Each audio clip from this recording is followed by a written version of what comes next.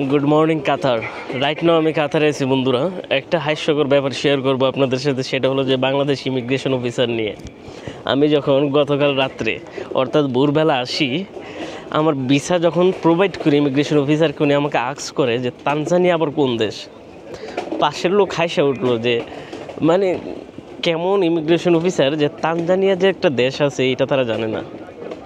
Minimum আমার একটা question, with respect Bangladesh immigration police officer, আপনাদের প্রতি রেসপেক্ট রেখে বলি যে ইমিগ্রেশন অফিসারদের তো ওইটুকু জ্ঞান থাকা দরকার পৃথিবীতে কয়টা দেশ আছে এবং বাংলাদেশ কতগুলো দেশকে বৈধতা অর্থাৎ হলো যে স্বীকৃতি দিছে, এই জ্ঞানটুকু তো রাখার দরকার, তাই না?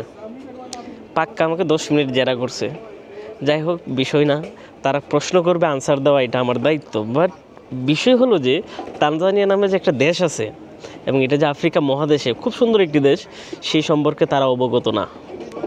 এটা এখন আমি মনে মনে ভাবতেছি আর হাসতেছি যে কেমন ইমিগ্রেশন অফিসার যে তানজানিয়া নামে দেশ চিনে না।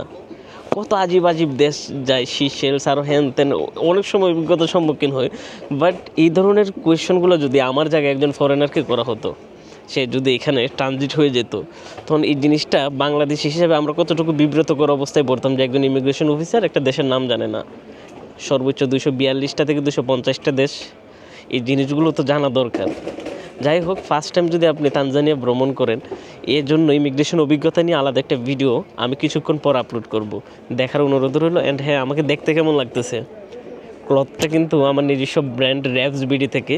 আপনারা যদি চান তাহলে কিন্তু শপিং করতে পারেন। যদি ভৈরব, কিশোরগঞ্জ, নরসিংদীর আশেপাশে কেউ থেকে থাকেন, ডেফিনেটলি কিন্তু নদী বাংলা সেন্টার পয়েন্টে এসে আপনারা শপিং করতে পারেন। মাঝখান দিয়ে আমি আমার ব্র্যান্ড প্রমোশনে নেমে গেলাম। যাই হোক, শুভ সকাল।